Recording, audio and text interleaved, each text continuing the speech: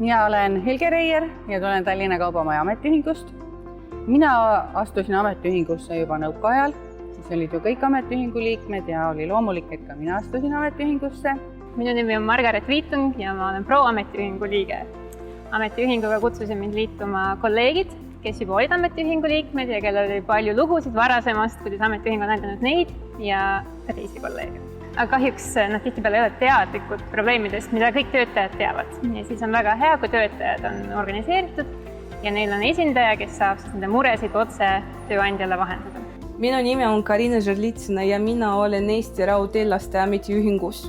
Minu kolleegid jutustas mulle, et mis kasu on ametiühingus. Pärast ma rääkisin oma usaldusisikuga ja usaldusisik jutustas kõik plussid, miks on vaja. Ja ma olen nõus sellega ja sellepärast ma olen ametiühingu liige. Olen veendunud, et tänu ametiühingute sihikindlale tööle tõuseb töötajate turvatunne, olgu see siis töökaotuse korral või ebavõrdsuse vähendamisel. Astu ka sina ametiühingu liikmeks. Liitu sinagi ametiühinguga. Tule sinagi ametiühingusse.